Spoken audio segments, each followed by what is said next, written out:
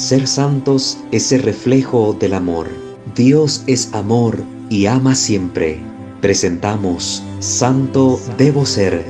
Recorramos juntos el camino a la santidad al que hemos sido llamados. Escúchanos y conoce más sobre la vida en el espíritu de santidad.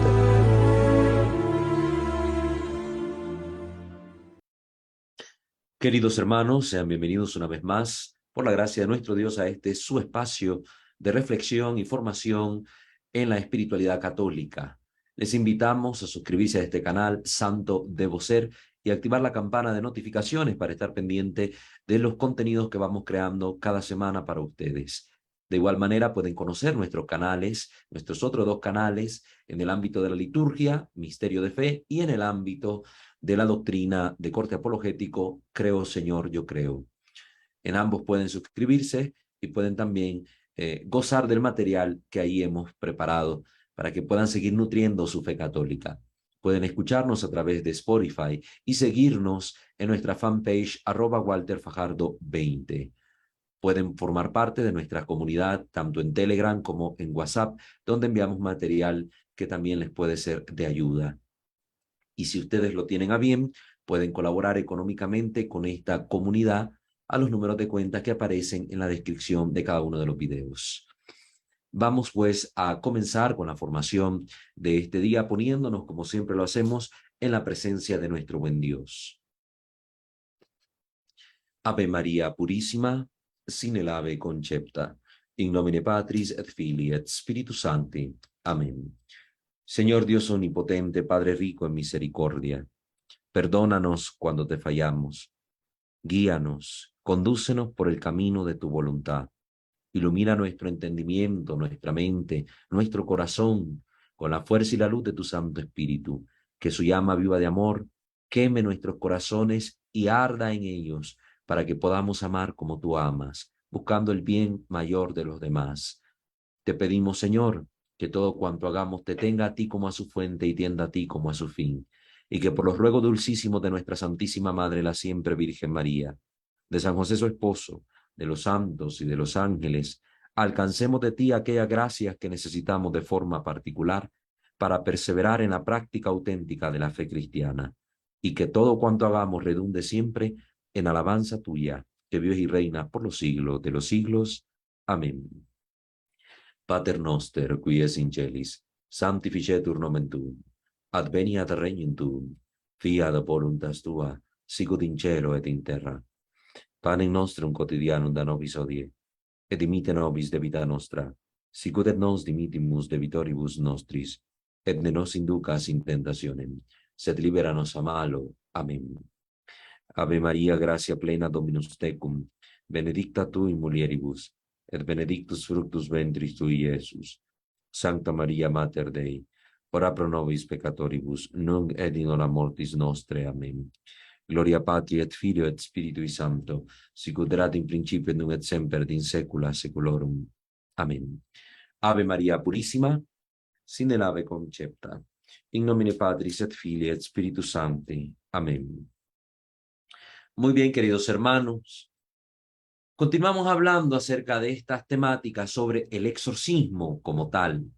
Ya en las sesiones pasadas que tuvimos la oportunidad de comenzar a hablar de forma directa sobre este tema, hemos mencionado, en primer lugar, algunas cosas a las que debe estar atento un exorcista, y esto en base al testimonio que daba el padre Gabriele Amor en su obra Narraciones de un exorcista.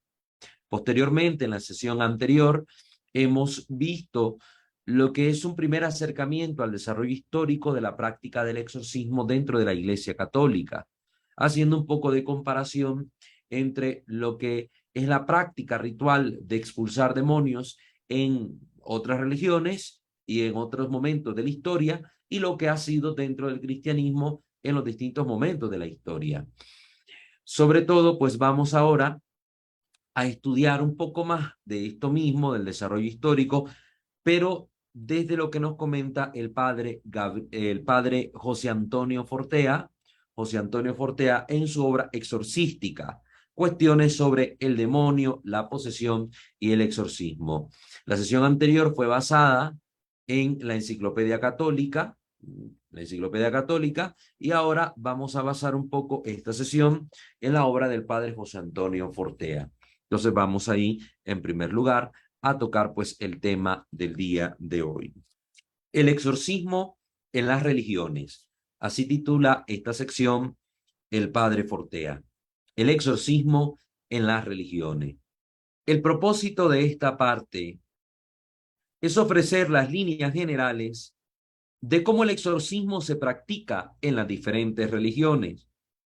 Se pretende también bosquejar una panorámica general y dar unos cuantos detalles para tener una idea aproximada de esa realidad en otros ámbitos de fe y creencias. Entonces, más que un desarrollo histórico como tal, lo que vamos a ver con el padre José Antonio Fortea va a ser un poco esta comparación, este análisis que ya lo hemos venido haciendo desde la sesión pasada, de cómo es esta práctica ritual, este tipo de ceremonias en otras religiones, para que también nosotros tengamos claridad respecto a este tema. Que si es lo mismo, por ejemplo, ir donde un musulmán a que me haga a mí un exorcismo, donde un judío a que me haga un exorcismo, si es lo mismo, no es lo mismo, ¿qué pasa? ¿Qué pasa? Ya dimos algunas luces respecto a esto la sesión pasada, pero ahora con este contenido terminaremos de clarificar la cuestión. Hay que decir, antes de nada, que quizás no existe punto alguno en que se dé tanta coincidencia entre todas las religiones como en el tema de la existencia de los seres espirituales malignos y de cómo estos pueden manifestarse a través de los cuerpos de algunas personas. Esto viene siendo como un común denominador en las distintas religiones, en las distintas creencias, que existe una parte mala y que esta parte mala puede manifestar su poder, su fuerza, tanto en la naturaleza como en las personas, en los animales, y que hay maneras de poder alejar a esta fuerza del mal. Si nos vamos a las religiones orientales, si vemos algunas creencias en Occidente, todas tienen de alguna u otra manera una referencia a estos seres espirituales malignos. Podríamos decir que estamos ante el tema más ecuménico que existe, según la visión del padre Fortea. Podemos decir que estamos ante el tema más ecuménico que existe, pues hasta en el tema del concepto de Dios hallaríamos más diferencias entre las distintas religiones que en el tema de la existencia de seres malignos. Sin embargo, al hablar acerca del lado oscuro, las coincidencias en lo esencial son admirables. Las coincidencias en lo esencial son admirables. Así introduce el tema el padre Fortea. Miremos un poco, él quiere comenzar a hablar del tema desde la Iglesia Católica, desde la Iglesia Católica. Pues sigamos el orden que él ha propuesto. En este caso, parece muy conveniente. En el cristianismo católico, el exorcismo es un poder conferido por Cristo a sus sacerdotes. No es una mera técnica, no es una sabiduría que se transmite por los siglos. En otras religiones, el exorcismo tomó elementos preexistentes, tomó elementos de creencias preexistentes de prácticas anteriores. Esto es lo que vemos muy en común en las otras religiones respecto a la práctica de expulsar a los demonios. Han habido sabidurías antiguas, antiquísimas, y se toman estos elementos, estos conocimientos, se importan hacia la nueva creencia y en ella pues se desarrollan con la peculiaridad propia de ese sistema de creencia. En la religión católica no, ha sido Cristo quien ha otorgado un poder particular a sus ministros. Y de hecho, como hemos podido entender a la luz del Evangelio, un poder que es también para todos los cristianos en una manera muy particular. En su nombre, con la fe, podemos hacer que el demonio huya de nosotros al orar ante Dios nuestro Señor. Pero de forma particular, el ritual del exorcismo, ya hemos explicado, lo ejercen los ministros ordenados por delegación de los señores obispos. En nuestra creencia, en nuestra fe católica, Se comenzó de cero. Se comenzó de cero. No se arrastraron lastres de tradiciones humanas precedentes, ni siquiera de las prácticas judías, que es de donde nuestra fe toma muchos elementos. Ni siquiera del judaísmo hemos tomado algunos vestigios, algunas creencias para ponerlas en prácticas dentro del exorcismo. Ya decíamos que los judíos pues hacían referencia, sobre todo en la práctica de la cábala, a una supuesta sabiduría de un poder particular, un conocimiento particular, concedido a Salomón para que mediante la preparación de algunos brebajes, a la quema de algunas plantas y alguna fórmula recitada, pues se lograra expulsar a los seres malignos, que atormentaban a las personas. Entonces, ni siquiera de ellos tomamos estos elementos. Aquí el exorcismo nació la práctica desde cero. Dice el padre Fortea, nosotros los sacerdotes podemos ordenar al demonio y él siente el poder de la autoridad de Cristo en nuestra orden, que es la particularidad del exorcismo cristiano. Jesús expulsaba a los demonios en su nombre, por su poder, con su autoridad. En las otras religiones no se recurre nunca a la autoridad o al poder propio del ministro que realiza el exorcismo, sino siempre es una invocación a Dios para alejar al mal, una invocación a sus divinidades, una práctica de técnicas que sirven para alejar las presencias malignas, pero no es un poder propio que se posee por la propia autoridad, por lo que es la persona, no. En cambio, en los cristianos sí que acontece esto, el poder que le es propio a Cristo lo confiere de una forma particular a sus ministros y les otorga este don, de que en su nombre, pero con el poder de Cristo, estos puedan huir los demonios. Por eso el sacerdote puede decir, ¿verdad? Yo te lo mando, por mi poder te lo mando. Y no es porque haya una soberbia en el sacerdote en ese momento, sino que es el poder de Cristo el que está expulsando al demonio. Y es Cristo en ese momento quien expulsa al demonio por boca del sacerdote que actúa in persona Christi. En algunos sistemas de creencias no cristianos, los chamanes, los sacerdotes de esas otras creencias, pues hacen todo su rito y la gente deja su ofrenda, la ofrenda que da a la divinidad o al mismo sacerdote o chamán que realiza el acto de liberación. En nuestra religión, el exorcismo no es únicamente un método para sacar al demonio, sino que ante todo, buscamos la salvación del alma del poseso.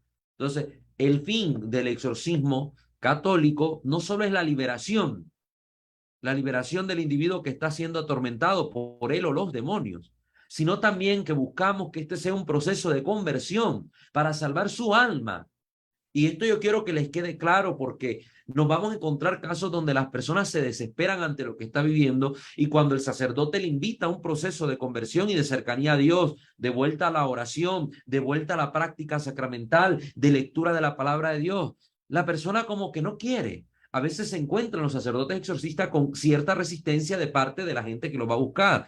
Porque la gente lo que quiere es como una receta mágica, que el sacerdote les echara agua bendita, incienso, los tocara, dijera una oracióncita y ya todo se resolvió. Y yo, bien, gracias, y me voy de nuevo a seguir con mi práctica degenerada de vida.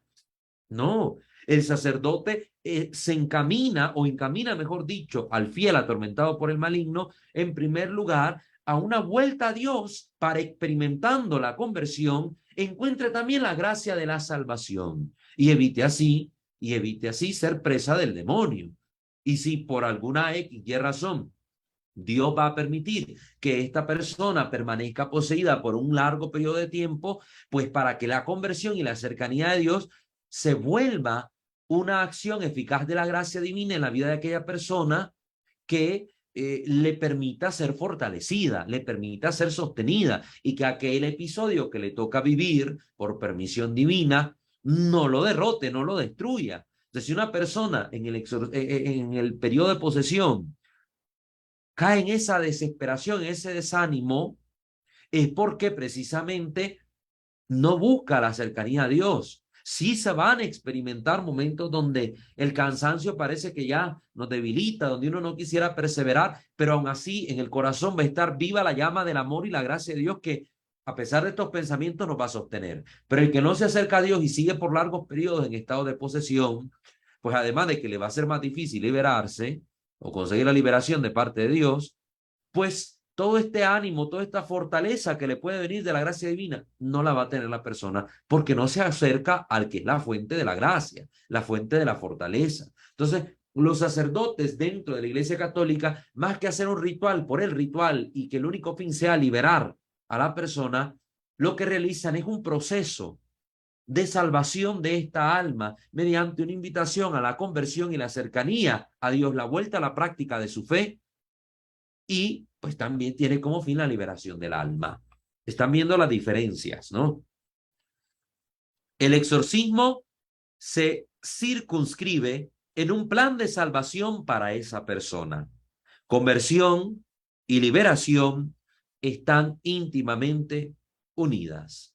Conversión y liberación están íntimamente unidas en el caso de la práctica ritual del exorcismo dentro de la iglesia cristiana, dentro de la iglesia católica. Y es cierto, cuántas personas, el testimonio de muchos exorcistas va por ahí, cuántas personas tal vez nunca hubieran vuelto a su práctica de fe, nunca hubieran vuelto a una relación viva con Dios, nunca se hubieran acercado otra vez a la iglesia, si no ha sido porque les ha tocado vivir la prueba dolorosísima del exorcismo, de la posesión y el exorcismo.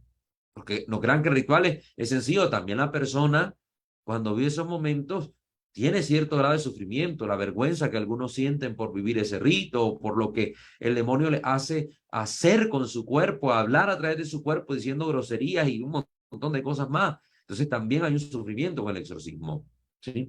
Entonces, conversión y liberación están íntimamente unidas. Esto no lo olvidemos. Los sacerdotes buscan esto en la persona, que vuelvan a Dios. Y a veces han tenido a las personas que pasar estas pruebas dolorosas para acercarse al Señor, como a algunos les ha tocado vivir, por ejemplo, una enfermedad grave, una crisis familiar, una crisis económica, una prueba dura, para poder acercarse nuevamente a Dios. Desgraciadamente parece que Dios tiene que recurrir a esas prácticas, a esas permisiones de estos acontecimientos tan duros para que el hombre torne su corazón a Él, porque si no el hombre no vuelve a veces a Dios. Hay almas dóciles que ante la predicación de un sacerdote se elevan en el corazón a Dios y se acercan a Dios. No necesitan mucho para mantener una relación viva con el Señor. Pero hay otras almas que son duras, son pecadores empedernidos, como yo me confieso, pecador empedernido, que nos cuesta resistir, nos cuesta volvernos a Dios y nos resistimos muchas veces a su gracia. Nos resistimos a su gracia. Y entonces Dios tiene que permitir estas ocasiones de pruebas difíciles para que nosotros podamos volver a Él y cambiar nuestro corazón de piedra en corazón de carne y salvarnos al final de cuentas, que es lo que busca. Miremos cómo es el exorcismo en las iglesias ortodoxas.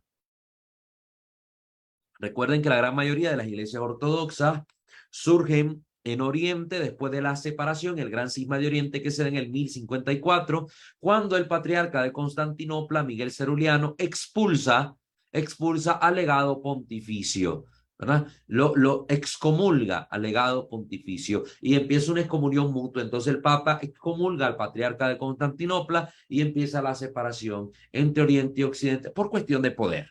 Después le buscaron un trasfondo de fe, un trasfondo litúrgico, un trasfondo de todo para justificar la división. Pero era un trasfondo político lo que estaba ahí de por medio. Cualquier historiador de la iglesia se los puede decir con toda certeza. Pero bueno, la iglesia ortodoxa, que estuvo unida a la iglesia romana desde el principio, pues posee el poder sacerdotal, posee la sucesión apostólica, posee los sacramentos, la práctica de fe. Lo que nos divide realmente sigue siendo política detrás, sigue siendo política. Pero deberíamos presentarnos como lo que realmente somos, una sola iglesia. Pero bueno, hablemos un poco del exorcismo en esta facción de la iglesia. Los ortodoxos exorcizan con el mismo poder apostólico que los católicos. El sacramento del orden es igual en las iglesias ortodoxas que en la iglesia católica. Por eso si yo voy ahí a uno de los países de Oriente y llego a un lugar donde no hay una sola iglesia católica cerca, en kilómetros, en horas de viaje. No hay una sola iglesia católica cerca. Y solo hay la posibilidad de ir a glorificar y adorar a Dios en la liturgia, en la divina liturgia celebrada en las iglesias ortodoxas. Yo puedo válidamente asistir. Válidamente asistir. Y puedo incluso legítimamente comulgar en esos casos extremos, porque el pan que ellos consagran, es realmente cuerpo de Jesucristo. Eso pues para los que nos siguieron en el canal de liturgia, ahí pudieron escuchar y ver la entrevista que le hicimos al padre Cristofor, un monje ortodoxo, que vino a hablar con nosotros sobre el pan con levadura, que es el que se utiliza en las iglesias ortodoxas para la celebración de la divina liturgia, el santo sacrificio. Entonces, pueden verlo quienes deseen hacerlo. Entonces, ellos poseen también este poder para expulsar al demonio. Esto es válido para cualquier iglesia cismática que mantenga la validez del sacramento. Hay varias iglesias cismáticas, incluso estaban divididas por otra razón. Por ejemplo, la iglesia copta, que de suyo no es como tal ortodoxa, si podemos decir, no se origina propiamente con el cisma de Oriente. Entonces, la iglesia copta que practica dentro de su doctrina la creencia miafisista, ¿verdad? No son monofisitas, son miafisitas. Entonces, ellos se separaron por otras razones. En el concilio de Éfeso, si no mal recuerdo. Entonces, ellos también tienen un poder que viene desde los apóstoles. Entonces, ellos también ejercen, aunque sea una iglesia cismática, este poder lo ejercen con verdadera autoridad. Hoy día, el ámbito de las iglesias ortodoxas, en este ámbito, muchos exorcismos son llevados a cabo en monasterios por parte de monjes que muchas veces se reúnen para exorcizar a varios posesos simultáneamente, sobre todo en los monasterios, que son lugares de oración, donde están los hombres preparándose incluso para una vida más en unión con Cristo a través de este alejamiento del mundo profano y que les permite también por esa vida de oración constante realizar estos ritos. Ellos realizan incluso exorcismos simultáneos, se reúnen varios monjes en una habitación con varios posesos y entre todos están realizando el ritual del exorcismo. Usan fórmulas oracionales que se remontan a los santos padres. Hacen uso también de cánticos, asperjan con agua bendita, usan incienso, etc. En definitiva, su exorcismo es sustancialmente idéntico al realizado en la Iglesia Católica, variando solo lo relativo a los ritos, a la manera como realizan el exorcismo. Y sobre todo en ellos es más evidente que este exorcismo como tal es una cuestión carismática, carismática. Es decir, que para ellos, sobre todo, hay cristianos que reciben como carisma esta gracia de poder alejar a los espíritus malignos. Entonces, tanto los monjes como cristianos ortodoxos sienten que han recibido este carisma particular y ejercen ese carisma, lógicamente guiados por la instrucción de la Iglesia ortodoxa. Es decir, no es a lo loco tampoco.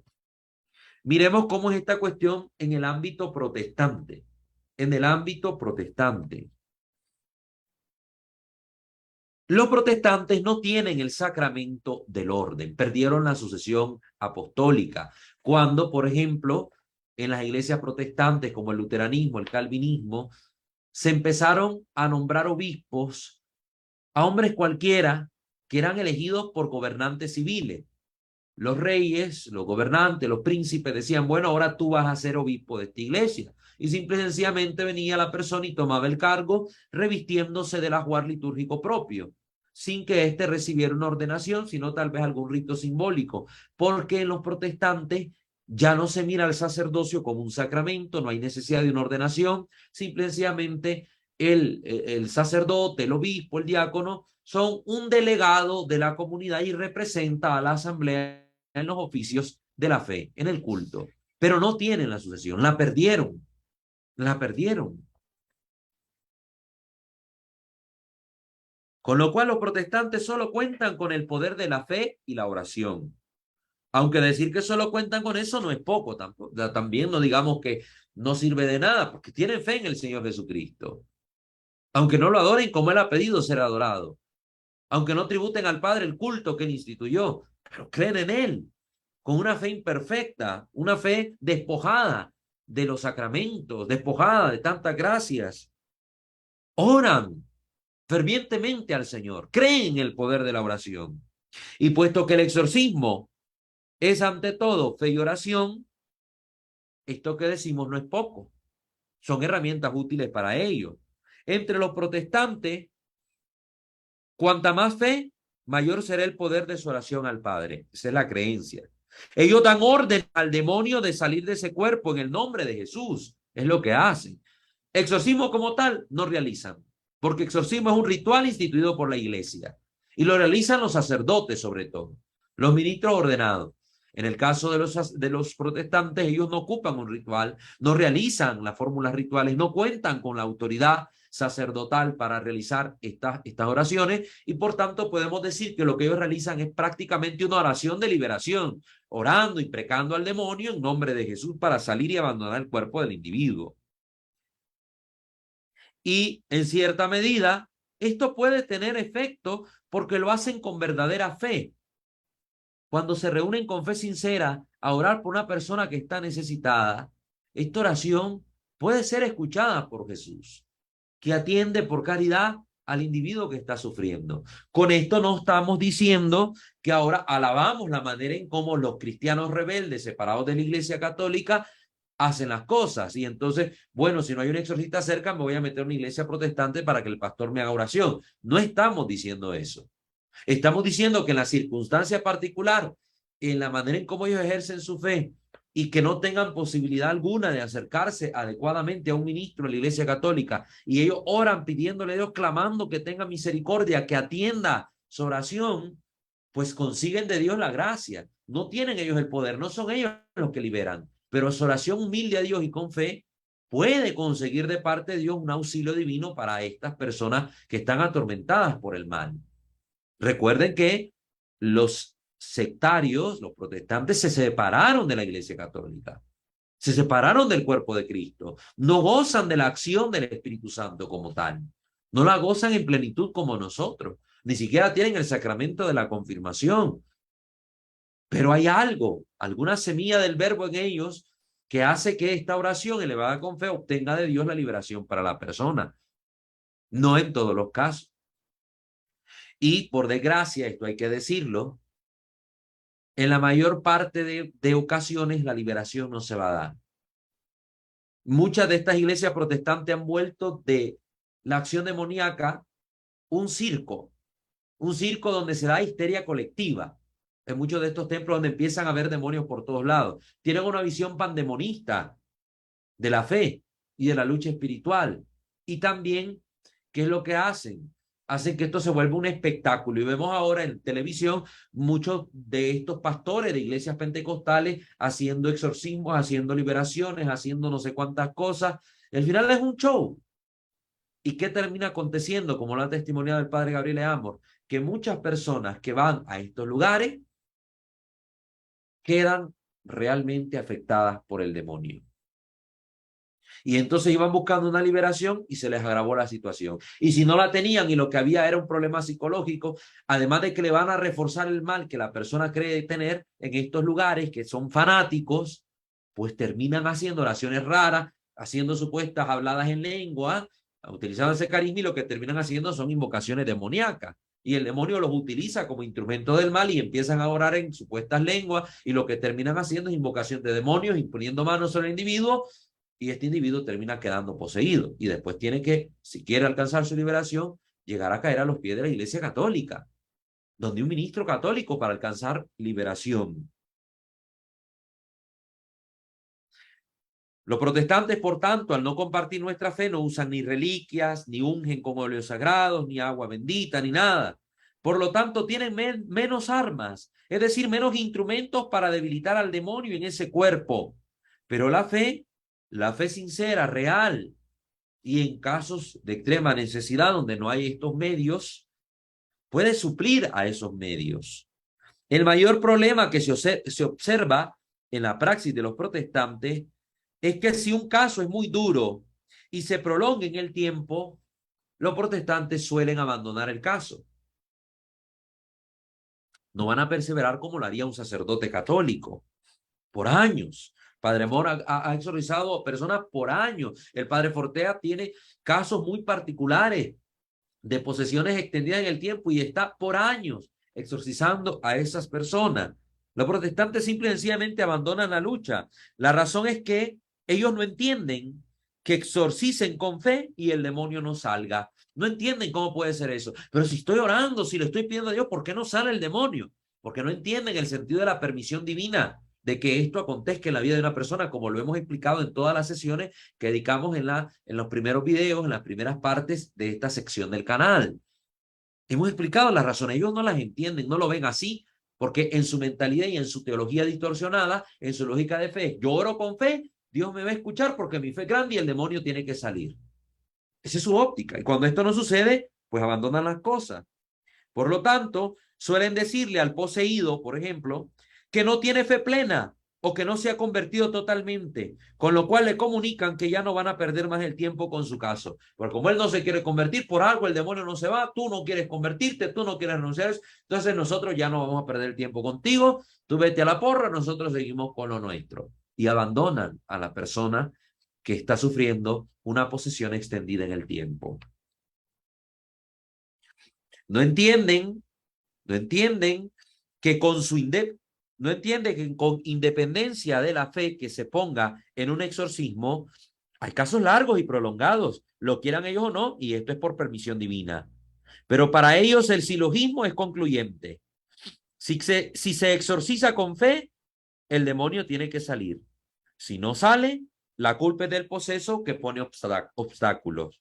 No se dan cuenta de que incluso haciendo el poseso todo lo que está de su parte, hay casos que se van a prolongar meses e incluso años. Ante la falta de exorcistas, a menudo me preguntan si se pueden recurrir a los hermanos separados, los protestantes, para recibir la liberación. Le han hecho esta pregunta al padre Fortea. Siempre le digo que un católico solo puede pedir exorcismo a un sacerdote católico. Obrar de otro modo supone entristecer a Jesús, que ha dado a sus sacerdotes pleno poder.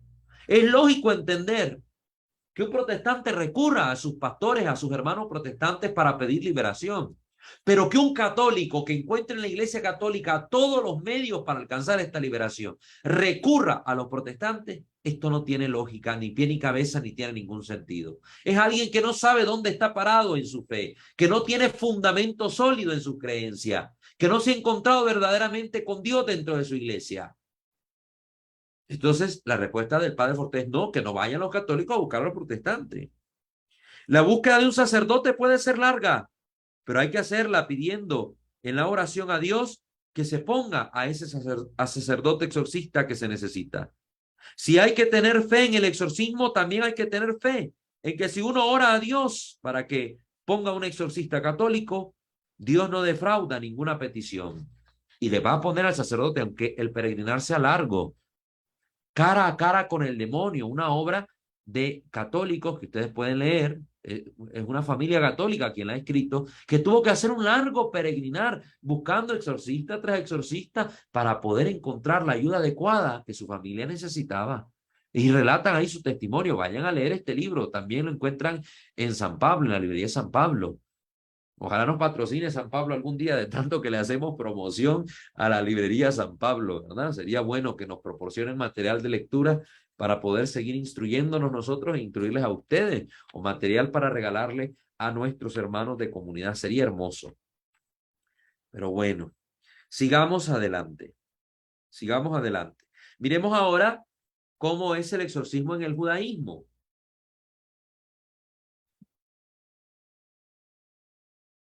La tradición folclórica judía está repleta de historias de fantasmas, es decir, de almas carentes de cuerpo y que vagan por el mundo. Estos espíritus, los dibuk, que recuerden que los judíos, para ellos más que todo era la tradición de estos seres malignos. Sí conocían, tenían conocimiento de los demonios, del demonio como tal, pero no con la visión que la tenemos en el cristianismo, no con la misma visión. Entonces, ellos creen más también en estos espíritus, estos dibuk, que pueden ser expulsados por un rabino que se ha formado en la Cábala.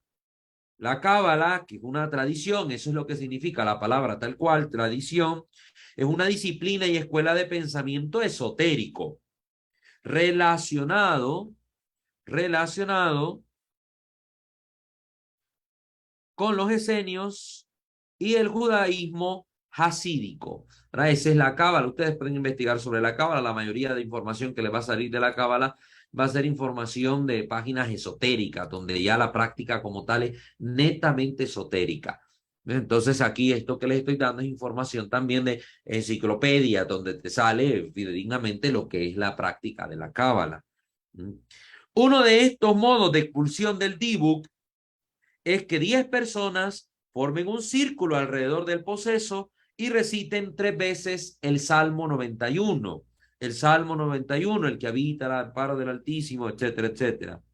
El rabino sopla el cuerno ceremonial, el shofar, lo sopla, y cuando el espíritu habla, se le pregunta por qué razón está ahí.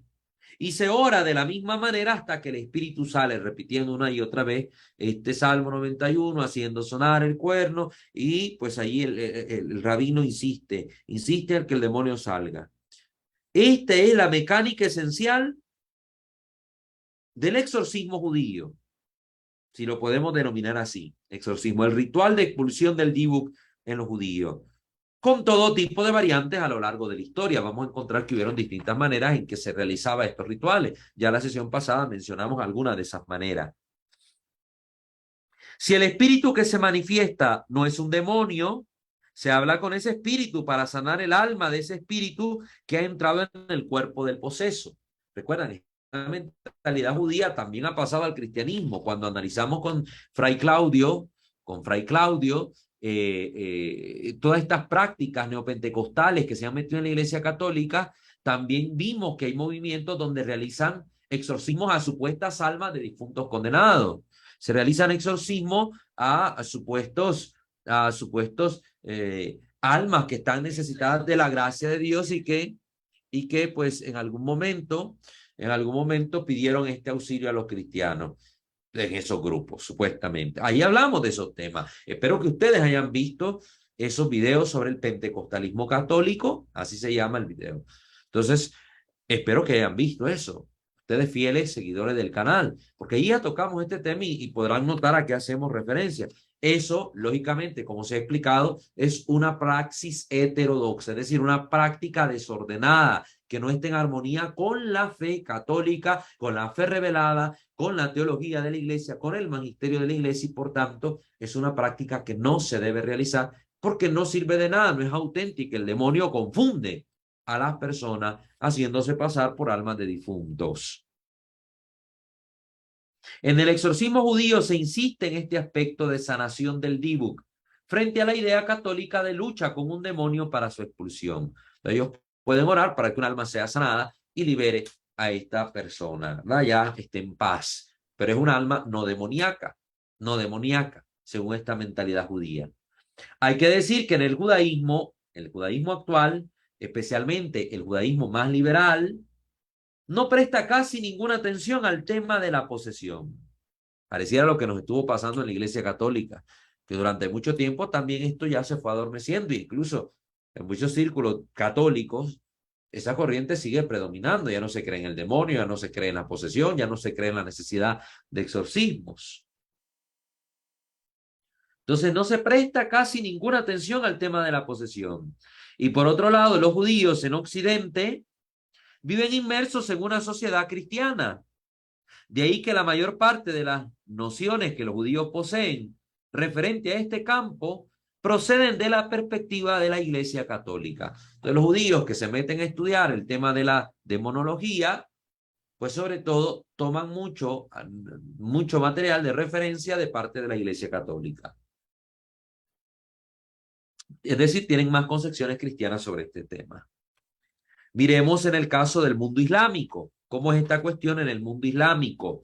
El Islam, ¿verdad? El fundado por el hereje Mahoma, que era cristiano, que conoció la fe cristiana y que supuestamente por inspiración del arcángel Gabriel, un supuesto arcángel Gabriel, Jibril, pues escribió el Corán siendo él analfabeta. Y supuestamente de ahí, pues, se originó la fe en Alá, ¿verdad? La práctica islámica de adoración a Dios, el esclavo de Alá. Eso es lo que significa. En el Islam se reconoce que hay dos maneras de intentar sacar el demonio de una persona. Dos maneras. Una que es acorde al Islam, pues en el exorcismo se pide a Alá, y otra que es contraria al Islam y que está prohibida, y que consiste en tratar de sacar al demonio a través de otros genios, porque en el Islam estos espíritus son llamados genios, ¿no? De ahí que hablemos del genio de la lámpara de Aladín. Esta historia surge en Oriente y este sería realmente un espíritu maligno, un genio, un espíritu maligno, no realmente lo que tenemos en la mentalidad fantasiosa que nos ha inculcado Disney, por ejemplo, Disney, que nos presenta como que fuera un ser espiritual bonachón que nos cumple deseos según nuestros caprichos. No. Entonces, dos maneras. Uno, recurriendo a los mismos espíritus para sacar otros espíritus, y esa está prohibida por el Islam, y otra que es avalada por el Islam, donde el recurso es a Alá, a Dios, para que se logre la expulsión de los demonios. Es contrario a la voluntad de Alá quitar la magia con magia o con la ayuda de los demonios, como desgraciadamente muchas veces hacen algunos cristianos. Yo quiero que me deje de atormentar este mal. Ah, pero ¿a quién voy a buscar? No al sacerdote, al chamán, al brujo, para que me diga quién me hizo este mal y para que me dé una receta mágica, una fórmula, un brebaje, un menjurje, una pócima, para que yo alcance liberación. Y van a hacer esto y terminan peor de lo que empezaron. El demonio los engaña. Por un momentito sienten cierto alivio, para que el demonio diga, ah, sí, me funcionó esto. Le hace creer a la gente. Y al final el demonio con más fuerza ataca a la persona hasta buscar su destrucción. Hay que ser astutos, hermano. No se puede quitar magia con magia. No se puede recurrir a los demonios para sacar a los demonios. Se tiene claro que la primera es la única lícita, la única forma lícita, recurrir a Alá, pues la ayuda solo puede venir de Él. El que es liberado tiene que ser creyente, y el que libera no puede hacer comercio con ello. Debe hacerlo solo para ayudar a los demás, de forma gratuita, de corazón. Se tiene claro esto en la comunidad musulmana. Los musulmanes creen que cada uno tiene un demonio que le tienta.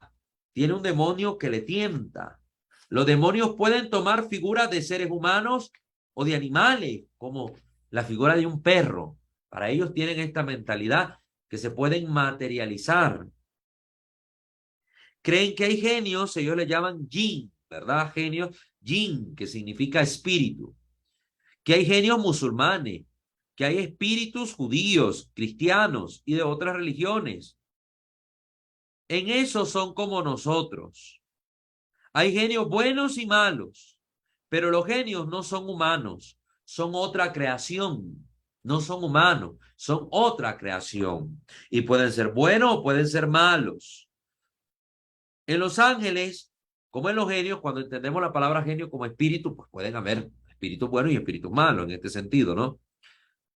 En los ángeles, como en los genios, hay jerarquías. Los hay más fuertes y más débiles.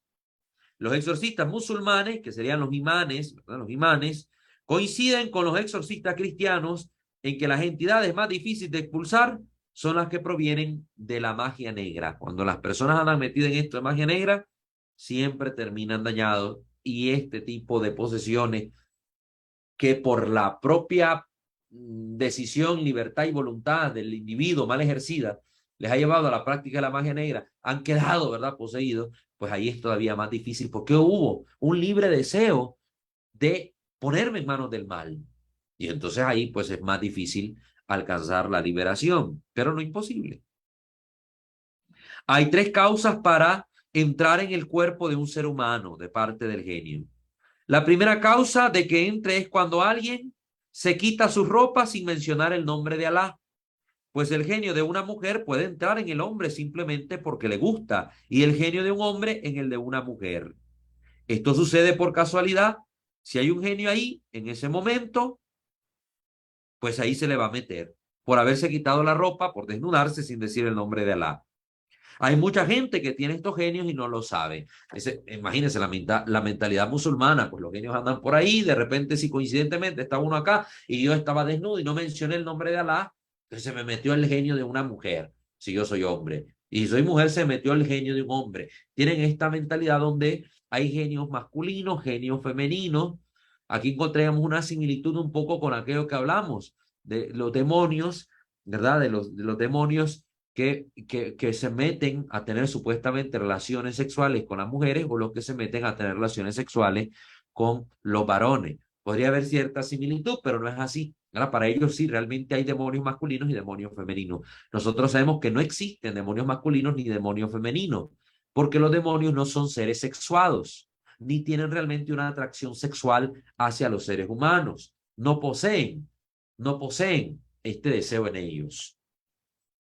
La segunda causa de que entre un genio en un cuerpo es cuando alguien hace daño con desconocimiento a un genio. Por ejemplo, imagínense, en esto implica que tienen cierta mentalidad materialista respecto a estos genios, es decir, que se les puede dañar materialmente a los genios. Y ellos dirían, por ejemplo, yo puedo provocar que un demonio se me meta cuando echo agua caliente en un lugar y se quema involuntariamente a ese demonio.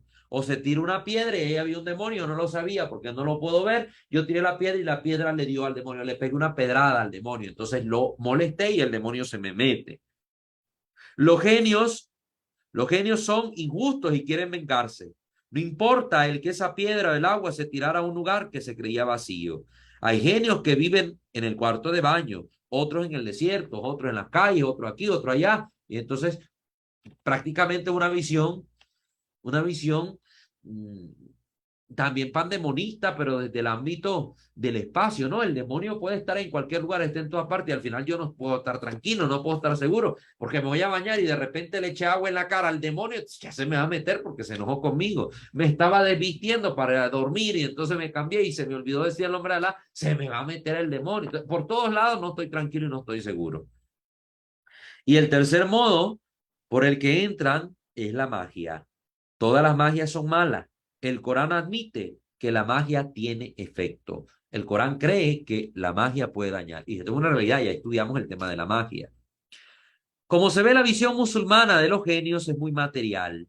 Es interesante observar que cualquier persona puede ser exorcista, y no solo el clero, especialmente lo es el clero, los imanes, ¿verdad? Pero cualquiera puede ejercer este poder de expulsar a los demonios. Puede ser exorcista, es decir, shif, como se le dice a los musulmanes que ejercen esta función.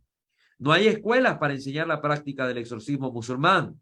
En esto coinciden todas las religiones, no hay escuela. Ahora ya existe, gracias a Dios, por ejemplo, en la Iglesia Católica, la Asociación Internacional de Exorcistas, que ayuda a los exorcistas también a ponerse de común acuerdo para tener, por ejemplo, un lenguaje común, para superar problemáticas en el ámbito de la praxis, para evitar prácticas heterodoxas, etcétera, etcétera. Gracias demos a Dios porque existe en nuestra iglesia esta asociación. El exorcismo en el Islam se realiza de la siguiente manera. Se comienza leyendo el Corán, suras especiales, suras, cuando hablamos de las suras, son capítulos del Corán, suras especiales relativas a genios y demonios. Se escribe con azafrán sobre un papel una sura o un texto como un versículo del Corán. Por ejemplo, una alabanza a Alá, una alabanza a Dios. Se lava con agua esa hoja y el agua tiene que beberla el poseído. A eso se le llama agua coránica, el agua coránica. Y la hoja posteriormente se va a quemar. Las suras que se utilizan en el exorcismo hablan de los genios, del poder de Dios, del milagro de Moisés contra las serpientes, etc. Se recita el Corán aproximándose al oído del poseso. Se usa también aceite de oliva para hacer un masaje con él. Antes se reza el Corán sobre el vaso de aceite y después se sopla sobre él. Después se hace el masaje. También se usa miel, habiendo recitado el Corán sobre ella como se hizo con el aceite. La brujería tiene que ser vomitada en el transcurso del exorcismo, si el demonio entró por causa de la magia. El exorcismo, al exorcismo se le denomina con el término genérico de plegaria. Así se le llama al exorcismo, plegaria. Hay que hablar con el genio con amabilidad y decirle que es una injusticia que esté poseyendo a la persona y que la deje con paz. Sí, todavía hay que hablarle con cariño, tratar bien al genio, porque es vengativo y no vaya a hacer y nos haga algo. Vayan viendo estas mentalidades que están en otras religiones, porque a veces esta es la mentalidad que proyectan las películas de Hollywood en la fe católica. Ay, que el demonio es vengativo y me va a hacer algo, y entonces hay que andarse con cuidado por esa razón. Ya vamos a ver más adelante qué de cierto tiene esto y qué de falso. Pero los genios son muy inteligentes pero los genios son muy inteligentes y quieren perder el tiempo para charlar y así evitar que se les expulse del cuerpo del poseso. Como se ve, el exorcismo islámico esencialmente está basado en la oración a Dios, en la oración a Dios. Pero no siempre la oración tiene esa pureza. Por ejemplo, un método que a veces usan para acabar con un maleficio es conseguir agua con la que se haya lavado la persona que ha mandado a hacer el maleficio, para que con esa agua se lave el cuerpo de la persona que sufre el maleficio. Ahí hay una práctica supersticiosa de por medio. Creen que haciendo eso la posesión acaba al momento. Esta creencia es una muestra de cómo en la práctica exorcística de otras religiones no cristianas a veces se mezclan prácticas supersticiosas que no tienen ninguna efectividad ni siguen razonamiento lógico alguno. Dejando aparte prácticas como esta, si se me pregunta si estos exorcismos tienen efectividad alguna, diré que sí, como en el caso de los protestantes. Esta gente ora con verdadera fe a Alá, al Dios verdadero, para ellos que lo conocen así, que lo viven así, pero que hacen referencia al Dios de Abraham, el Dios de Moisés, el Dios de Cristo, de Jesús, que para ellos es un profeta también. Entonces la oración va dirigida a Dios, pero que no es el mismo Dios que nosotros, lógicamente, porque su entender de Dios es distinto al nuestro. Nuestro Dios es la Santísima Trinidad, no Alá como tal, como lo ven ellos. Su concepción es distinta a la nuestra, pero en su concepción errada, al final de cuentas están tratando de buscar a Dios, al verdadero Dios, aunque lo hagan de manera equivocada. Entonces oración puede tener cierto efecto. Toda oración dirigida al único Dios verdadero, al Dios bueno, al Dios que es Padre, que nos ha creado y nos juzgará, venga de quien venga, tiene efectividad. Pero su poder es solo el poder de la oración. No solo no tienen el poder del sacramento del orden, sino ni siquiera el poder del nombre de Jesús. En el caso de ellos, no tienen esta ventaja porque no exorcizan en el nombre de aquel que derrotó al demonio. Aún así, la fe nunca queda defraudada si se persevera en la oración a Dios, que es el que obra. Una figura interesantísima que existe en todo el mundo musulmán son los rifai. Los rifai, ¿qué es esto? Los rifai son una categoría distinta de los shif, una categoría distinta de los exorcistas normales. Los rifai son personas ambulantes que quitan serpientes de los terrenos y demonios de los posesos. Estas personas que no pertenecen al clero ni visten de un modo peculiar y que en todo parecen personas normales, van solos de poblado en poblado, dedicados a hacer estas dos tareas: expulsar serpientes de los campos y expulsar demonios de las personas. A su voz las serpientes acuden a ellos, las meten en sacos y se las llevan del lugar. Esto pasa. ¿Por qué puede pasar esto? Como lo hacían los demonios, los brujos en la antigüedad o los sacerdotes druidas que encantaban a la serpiente, y era el poder de los demonios lo que estaba detrás. Y puede ser que lo que obren estas personas sea realmente un poder demoníaco. Existen dones dados por Satanás, como ya lo vimos hace mucho tiempo aquí en el canal. Sus exorcismos no tienen una técnica que podamos decir litúrgica.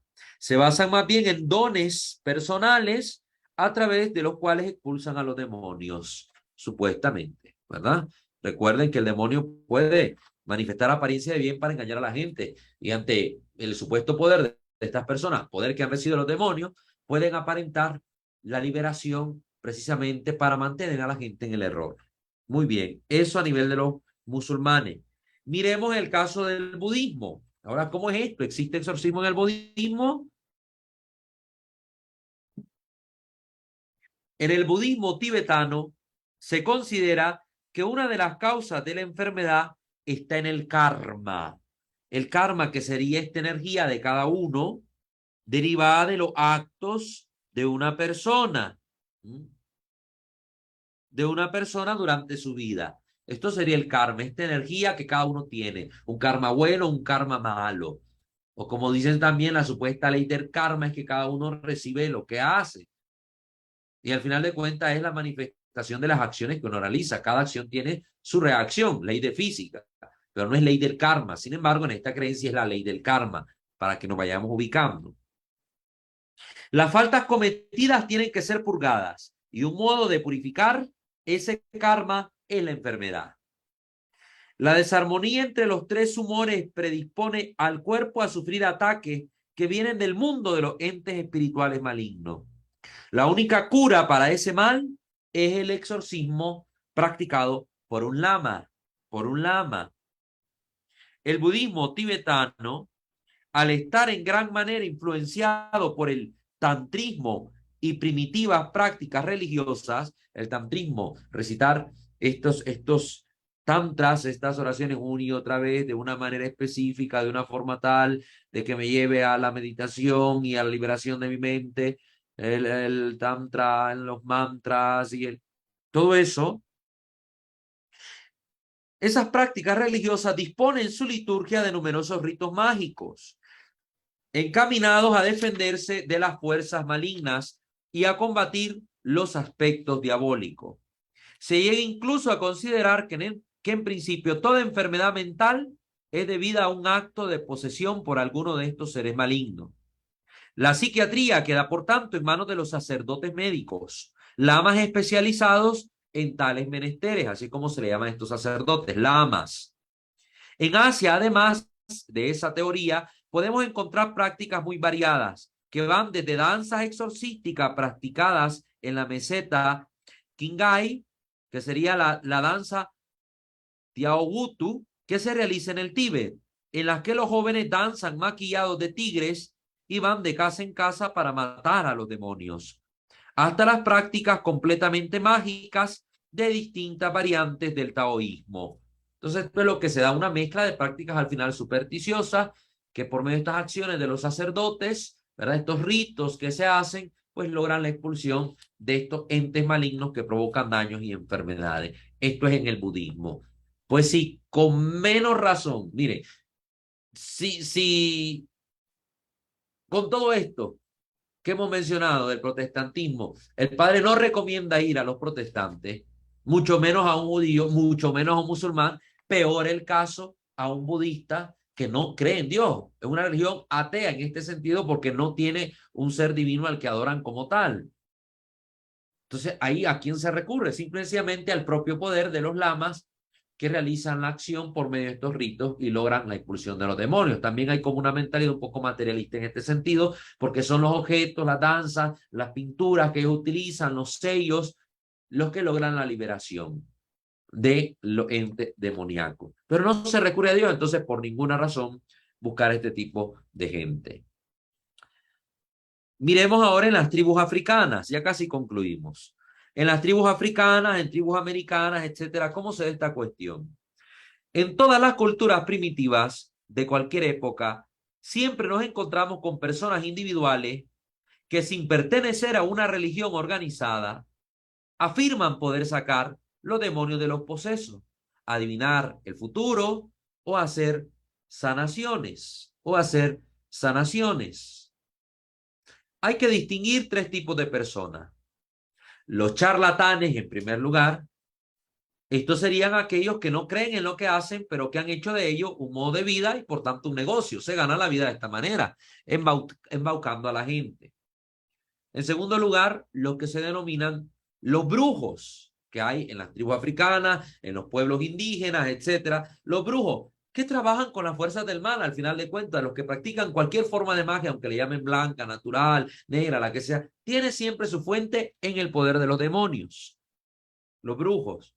Y en tercer lugar, los llamados curanderos, que poseen un don, que muchas veces lo tienen de nacimiento, que no se puede aprender y que lo ejercen para sanar a las personas.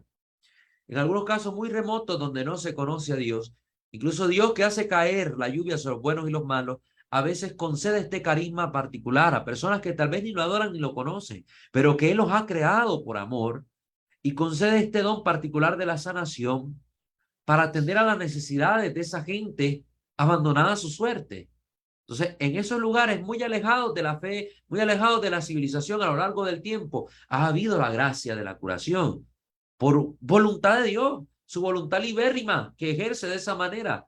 Y ya cuando la fe llega a esos lugares, miren que pasa algo curioso, estos dones empiezan a cesar, porque ahora dan lugar a la gracia y al don carismático que viene auténticamente por la acción del Espíritu Santo en el alma de las personas. Pero bueno, eso para que lo sepamos. Entonces estarían estos tres tipos de personas: los charlatanes, los brujos y los curanderos. Estas tres divisiones valen para todas las épocas, culturas y religiones de la tierra. Los brujos, al trabajar con fuerza demoníaca, nunca realizan un bien duradero, ni por supuesto expulsan al demonio, aunque pueden atenuar sus síntomas por un tiempo para aparentar que realmente están haciendo algo, ¿no? A veces la brujería está tan extendida en algunas regiones del mundo que Dios en su misericordia ha concedido incluso en los pueblos más primitivos que haya personas con auténticos dones que pueden aliviar al pueblo, aliviarlo y sobre todo de esta gente bruja. Por eso cuando la gente vulgar refiriéndose a África habla de brujos, debería distinguir entre los auténticos brujos y los que son curanderos, que no son lo mismo. Entre estos últimos hay que no solo curan el cuerpo, sino que también tienen dones dados por Dios para ayudar a sus semejantes en este campo de los espíritus malignos. Este tipo de personas con dones están en todas las culturas, también en nuestra tecnológica Europa. Muy bien. Ya para cerrar, el padre nos presenta en la cultura céltica, asiria y egipcia, estas culturas antiguas. Con esto terminamos la sesión de hoy. Estos tres tipos de personas, charlatanes, brujos y curanderos, han existido desde el comienzo de la humanidad. Analizar el exorcismo en la primitiva religión asiria, en Egipto o en la América precolombina sería analizar una serie de ritos vacíos que solo son fruto de la imaginación humana y cuya efectividad es nula, muy supersticiosa. Esos ritos carecen de efectividad. La única efectividad de cualquier rito depende solo de la fe en un único Dios verdadero, que es Padre, Creador y Juez de los hombres.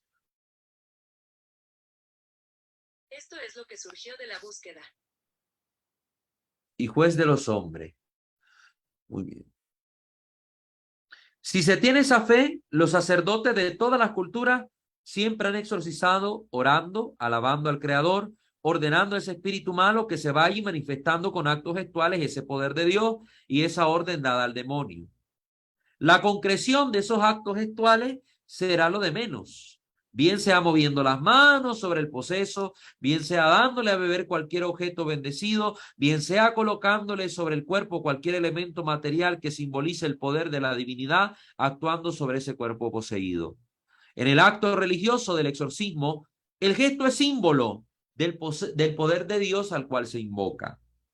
Mientras que en los exorcismos mágicos, que también los ha habido en todas las épocas, el brujo usa por un lado instrumentos que por su sabiduría piensan que logrará la liberación, y por otro lado el brujo se considera poseedor de una sabiduría heredada que si se aplica produce su efecto siempre, pues no se pide nada a un ser trascendente, lo que sucede es que se aplican esos medios como el médico aplica su medicina. Entonces el brujo lo que hace es aplicar sus conocimientos para lograr liberación, pero es un poder netamente humano, es un conocimiento netamente humano, entonces su efecto realmente va a ser nulo, o en caso que hemos mencionado, con el recurso de la magia, pues una acción demoníaca que aparente una supuesta liberación, pero para mantener a la gente en el error y siguiendo una y otra vez acudiendo a este brujo para recibir supuesto auxilio. En muchas culturas primitivas el exorcismo es una mezcla de la visión mágica y la oración, una contaminación de la oración con la magia. A pesar de este tipo de impurificaciones, las distinciones entre el brujo y el curandero bueno suele ser clara entre la gente que distingue entre el hombre benéfico y el hombre maléfico, entre el hombre de la divinidad y el hombre de las fuerzas demoníacas. Entonces, aquí está pues la presentación que hace el padre Fortea sobre el exorcismo o la liberación en las distintas religiones. Vimos cómo se entiende en la Iglesia católica, en las iglesias ortodoxas, entre los protestantes, luego en religiones no cristianas como el judaísmo, el islamismo y también en la religión budista, y finalizamos viendo cómo es esta práctica en las tribus africanas y americanas y cómo se ha dado en las culturas antiguas. Entonces, esta es la presentación, creo que muy buena, muy importante, muy interesante, que nos ha hecho el padre Fortea en su obra exorcística, cuestiones sobre el demonio, la posesión y el exorcismo. Esta obra viene siendo como un complemento de la otra obra que él tiene, que es la Suma Demoníaca, que Dios primero creo que vamos a ocupar en la próxima sesión para continuar hablando sobre este tema del exorcismo. Muy bien, queridos hermanos, les invito a suscribirse a este canal Santo Debo Ser, activar la campana de notificaciones y estar atento a las publicaciones que vamos realizando. También visitar nuestros otros dos canales, Ámbito de la Liturgia, Misterio de Fe, Ámbito de la Doctrina, Creo Señor, Yo Creo. Los enlaces los encuentran siempre en la descripción de cada video. Pueden seguirnos a través de nuestra fanpage en Facebook, @WalterFajardo20, escucharnos en Spotify, pertenecer a nuestra comunidad de WhatsApp o Telegram y ayudarnos, si ustedes lo tienen a bien, ayudarnos económicamente, pues para mejorar nuestro material de trabajo. Toda la información siempre la van a encontrar en cada video, ¿verdad? De cómo pueden hacer esto. Muy bien, vamos a pasar ahora a la sección Hablando con la gente. Los que están viéndonos en vivo en YouTube, recuerden que a lo largo de toda la sesión, no se esperen hasta el final, a lo largo de toda la sesión pueden ustedes ir escribiendo en la caja de comentarios y nosotros vamos a responder a sus dudas, a sus preguntas o escuchar sus saludos. Igualmente, las personas que están en Zoom, basta que enciendan su micrófono para participar. Les recuerdo escribir su nombre, decirnos de dónde nos hablan, si son de México o de otro país, y pues poner su saludo, su duda o comentario. Les escuchamos, Naivi, te cedo la palabra por si hay algún comentario en YouTube.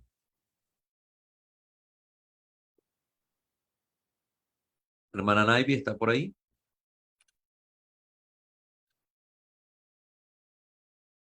Sí, dame un segundo, es que está cargando. Muy bien. Listo. Alan Carmona pregunta, ¿cómo es un ritual del exorcismo? Muy bien. El ritual del exorcismo vamos a tener también la oportunidad de escribirlo dentro de esta sección del canal.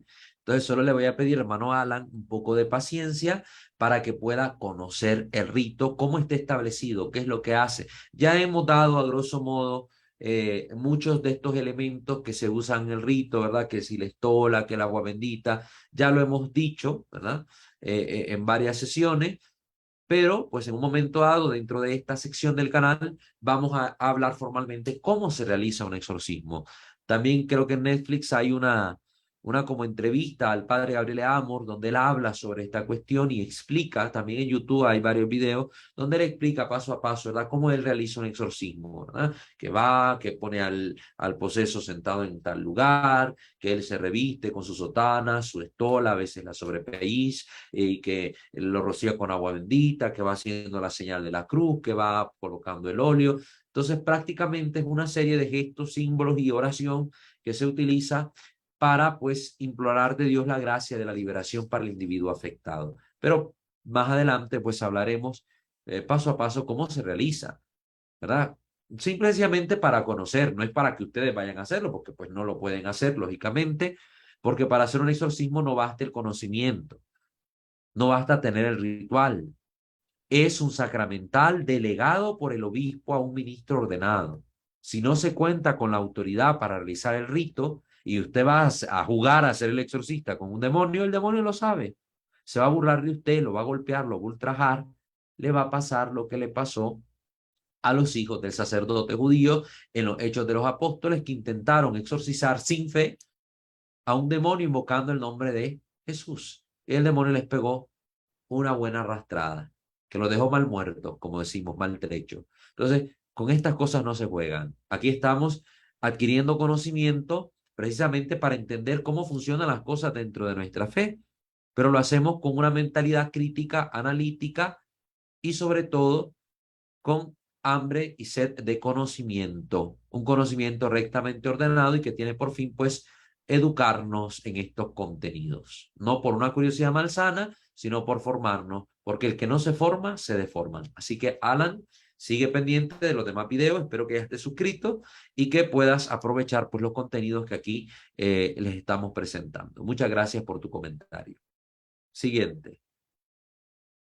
Elizabeth Mendoza, buenas noches a todos. Hermano, usted nos dio varias sesiones al inicio. Para expulsar demonios hay que vivir en gracia y lo dice la palabra. Hay demonios que solo se van con ayuno y oración. Debemos tener mucho cuidado con quienes acudimos para ayudar para este tipo de situaciones que son muy difíciles y no dejarlo atrás. Seguir en conversión cada día y jamás alejarnos ni un momento. Vivir como las vírgenes prudentes, alertas en oración, ayuno, penitencia, rezo del Santo Rosario cada día, Eucaristía y adoración al Santísimo Sacramento, y saber que el enemigo siempre estará atento para hacernos daño, por elegir el camino de nuestro Señor. Bendiciones y ya. Muy bien. Hermana Elizabeth, muchísimas gracias por su participación. Usted es de las que siempre ha estado atenta a los distintos contenidos que elaboramos en este canal. Y pues eso me da gusto porque está atinando siempre en su respuesta, ya tiene la guía, ya sabe más o menos qué decir y lo dice muy bien. Exactamente, el mayor exorcismo que nosotros podemos tener en nuestra vida es la vida de la gracia, es la vida de fe, la praxis continua de la vida de fe. ¿Qué significa esto? Que entre más yo me acerque al Señor y viva esa vida de fe, más el maligno se va a alejar de mí. No estoy exento de que Dios pueda permitir que el maligno realice su acción extraordinaria en mí, por una razón que desconocemos. Hasta algunos santos han quedado poseídos en su momento. Y sabemos que por permisión divina, ya comentamos las razones de todo esto en su momento, ya lo comentamos. Pero la fe se va a convertir en una coraza de gracia que me protege del maligno. Y ahora cuando estemos sufriendo estas cosas, estas acciones extraordinarias del mal, no caigamos en el error de querer hacer las cosas solos.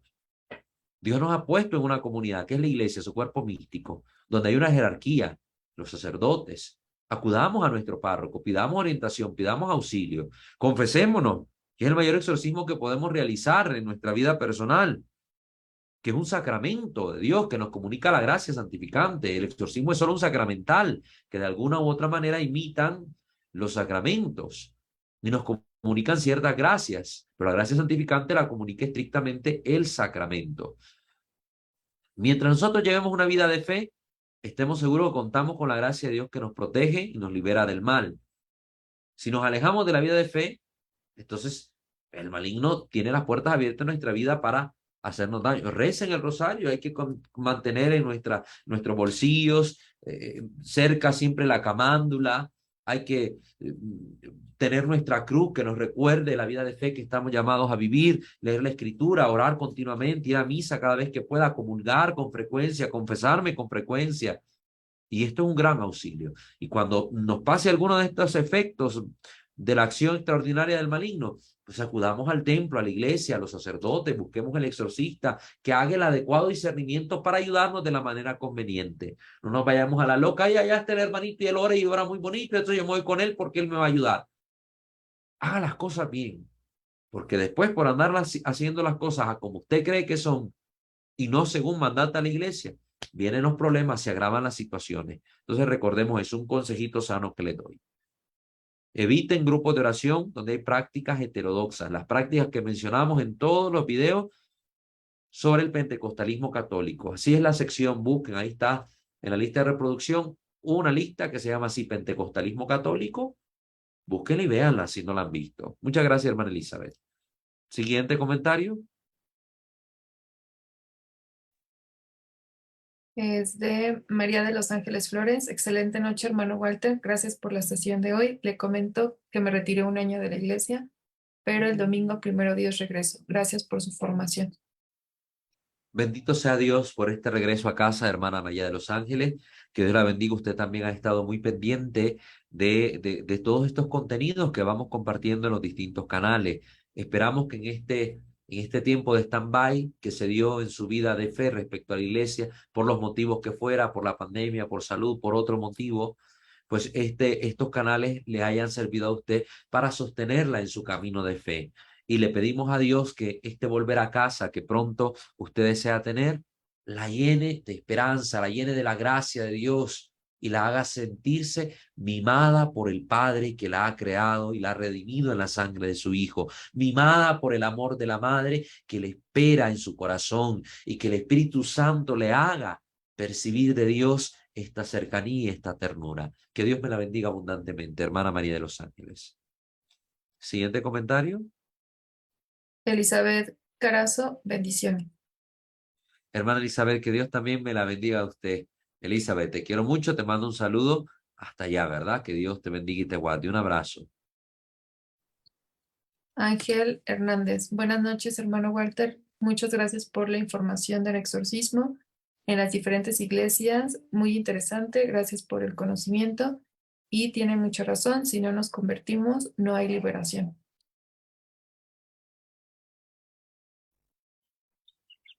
Bendito sea Dios que este contenido le ha parecido atractivo, que le ha llamado la atención, hermano Ángel. Qué gusto saber de usted por este medio. Y pues esperemos en el Señor que pues la gente entienda esto, que dejemos de buscar el exorcismo como un ritual cuasi mágico y espectacular, como que esto fuera un show y cuestión de juego. Y más bien pongamos la mente, alma y corazón en la seriedad de la vida de fe, buscando una auténtica práctica cristiana mediante la conversión sincera del corazón. Volver a Dios. Si queremos salvarnos, volvamos de corazón al Señor. Dejemos de alejarnos con nuestra voluntad que se resiste a la gracia. Dejemos de pecar tanto. Sí vamos a tener imperfecciones, sí vamos a caer, pero arrastremos esta vida a los pies de Cristo, a los pies de Jesús sacramentado y convirtámonos definitivamente a Él, pidiendo el auxilio para que nuestras caídas cada vez sean menos, para que nuestras imperfecciones se superen y para que realmente podamos ser otro Cristo en la tierra para los demás hermanos. Echémosle gana, hermano Ángel. Es tarea dura, es tarea continua, es tarea de toda la vida, pero Dios está con nosotros, dándonos su gracia y sosteniéndonos. Un abrazo a usted, hermano Ángel. Sí, Christopher Contreras, hola, profesor. sí. Hermano Christopher, pues un saludo también, ¿verdad? Los jóvenes, ahora estoy impartiendo clases también en un instituto, ¿verdad? Y los jóvenes, pues, han tenido la curiosidad de preguntar sobre los canales y los hemos invitado también a que vayan aprendiendo un poco más de su fe.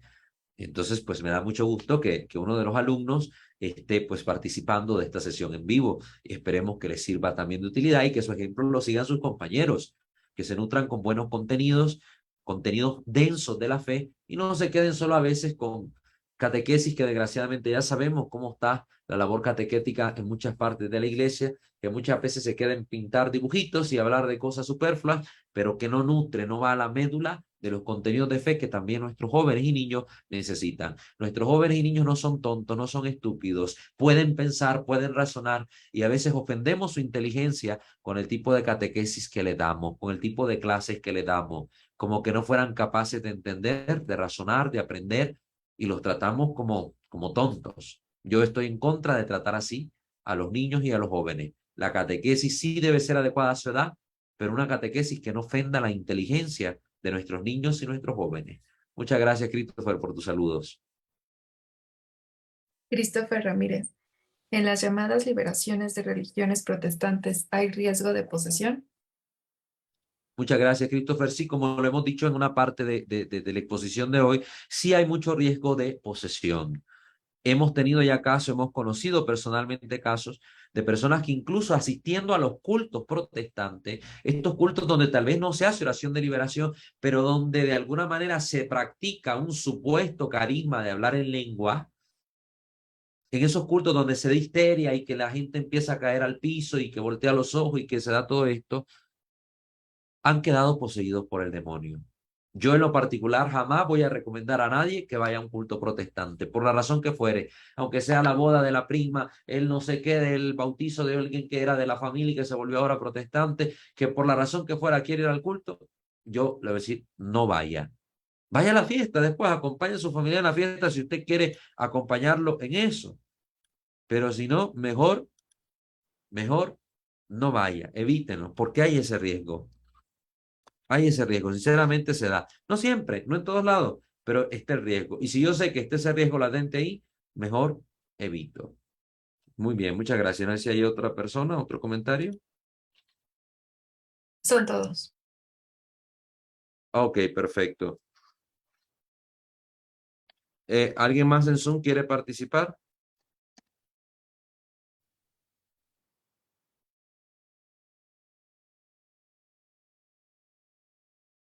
¿En Zoom hay alguien que quiere participar?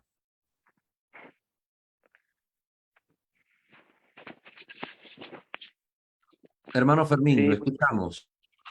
¿qué tal, hermano Walter? Buenas noches, bendiciones para todos. Buenas noches.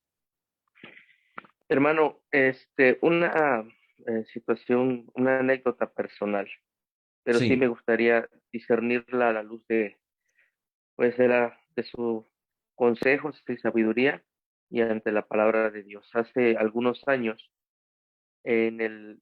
prácticamente en la parte medular de mi inicio en la cuestión de la fe, después de haber sí. estado pues participando muchos años como monaguillo y así tuve un lapso de tiempo que me alejé mucho, este, y sentí la necesidad de regresar. En ese proceso, o en esa búsqueda a ojos cerrados, empecé a escuchar un audio del padre Ignacio Lárraga de un rosario de sanación y de liberación. Ignacio En ese Larrañaga, momento, ¿será? no, se llama Ignacio Lárraga. Lárraga, Lárraga. Voy Sí, a buscarlo un poco. Dígame.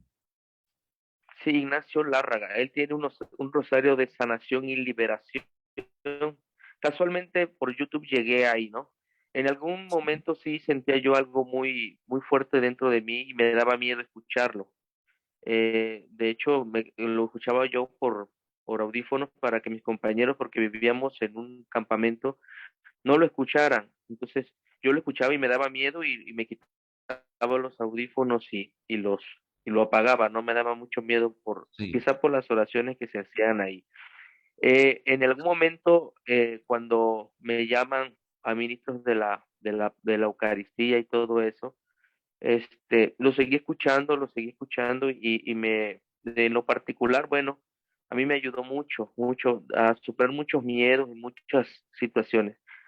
Ahora, hoy por hoy, ya ve que le comentaba que sentía yo una situación muy árida dentro de mí y volví a recordar que en algún momento yo lo escuché y he estado sintiéndome un poco mejor, muy sí. mejor por la situación que ya le había yo comentado anteriormente.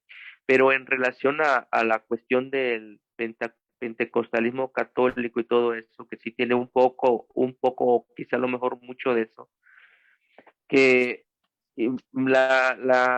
ahora sí que la incógnita que yo tengo es de que, pues ya a la vez que ve que las Sagradas Escrituras dice que el demonio se puede convertir en ángel de luz.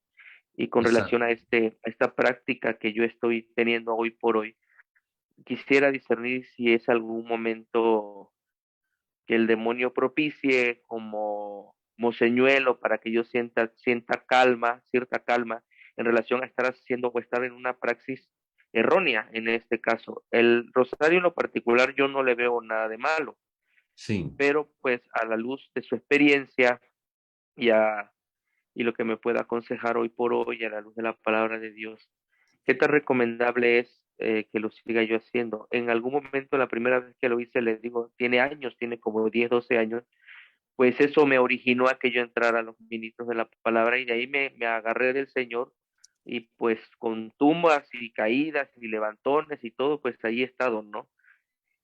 Hoy por hoy quisiera saber si eso fue lo que me ayudó, es una buena práctica, no es tan recomendable, no sé, quisiera saberlo. Muy bien, hermano, le agradezco su comentario. Ciertamente no puedo darle una palabra certera respecto al padre que usted menciona porque lo desconozco, desconozco su obra y desconozco también el tipo de teología o praxis espiritual que esté detrás de lo que él realiza. Sin embargo, a la luz de lo que usted dice concretamente, puedo manifestarle de que Dios siempre escribe recto en renglones torcidos y nos va conduciendo a él de una u otra manera. Hay personas que han tenido que pasar por distintos procesos. Por ejemplo, hay creyentes de otras religiones que se han convertido a la fe en Cristo a través del protestantismo, y del protestantismo han podido dar el salto a la verdadera iglesia. Entonces, a veces, por estos medios que tal vez no son tan puros, no tan rectos, etcétera, sin embargo, Dios va permitiendo que la gente se vaya acercando a Él. Entonces, si en algún momento esto le pudo servir a usted de utilidad, le ayudó en su vida espiritual, muy bien.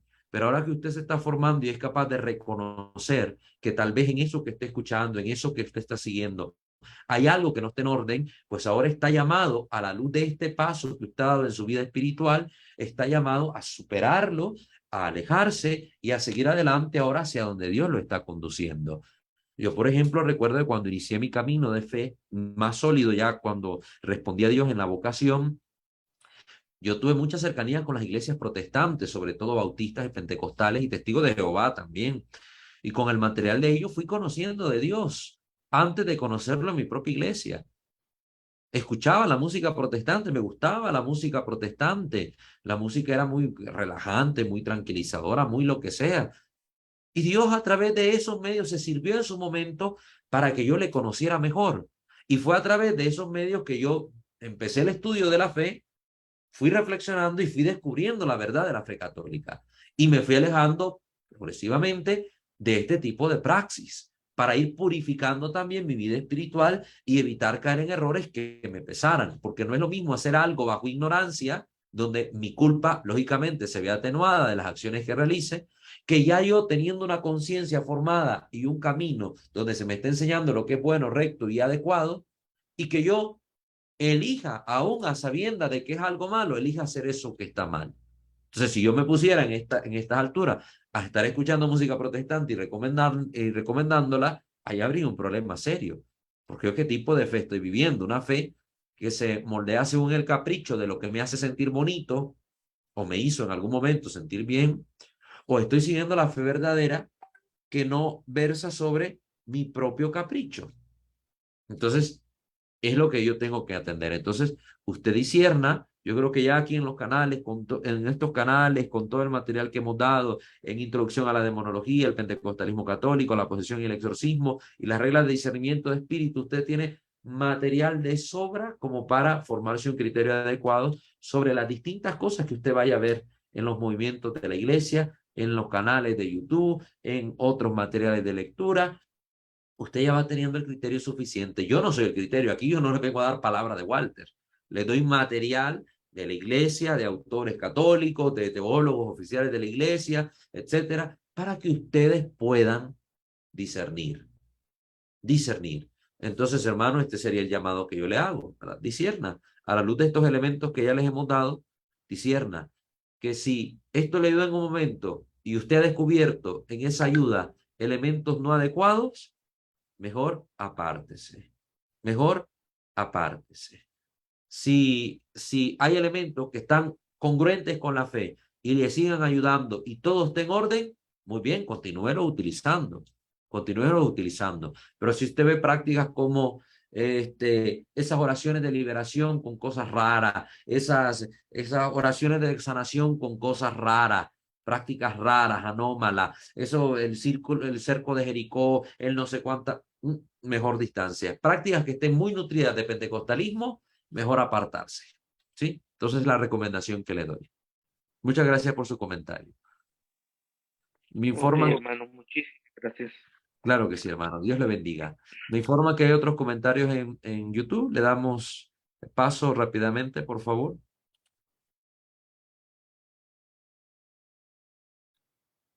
Te escuchamos, Naimi. No, no hay más comentarios en YouTube. ¿Dónde más hay comentarios? Creí ver aquí como que había algún comentario, perdón. Entonces ya no hay más comentarios. Muy bien, entonces vamos a concluir la sesión de hoy poniéndonos en las manos de Dios. Ave María Purísima, sin el ave concepta. In nomine Patris et Filii et Spiritus Sancti. Amén. Dios omnipotente, Padre rico en misericordia, que ves con piedad y amor a todas tus criaturas, bendícenos, protégenos, defiéndenos del mal, guíanos por el camino recto y verdadero para hacer únicamente tu voluntad, que todos nuestros actos nazcan de ti como a su fuente y tiendan a ti como a su fin, para que en todo cuanto realicemos busquemos tu mayor honra y gloria y la salvación de nuestras almas. Por Jesucristo nuestro Señor. Amén. Subtum presidium confugimus santa Dei genetrix, nostra deprecationes ne despicia in necessitatibus. Sed periculi cunti liberanos semper. O Virgo gloriosa et benedicta. Amén. Sante Micael Arcángele, defendenos in prelio, contra nequis insidias diaboli esto presidium. Impere Deus supplices deprecamur. Tuque prince milicia celestis, Satanas alios spiritus malignos, qui ad perditionem animarum pervagantur in mundo, divina virtut in infernum detrude. Amén. Angele Dei, qui custos mei, metivi commissum pietate superna, illumina custodi rei et guberna. Amén. Ave María Purísima, sine lave concepta, in nomine Patris et Filii et Spiritus Sancti. Amén. Que el Señor nuestro Dios me los bendiga a todos ustedes y sus familias, y a todos pues les mando un fuerte abrazo con todo mi cariño. Que el Señor me los guarde hoy, mañana y siempre. Muchas gracias.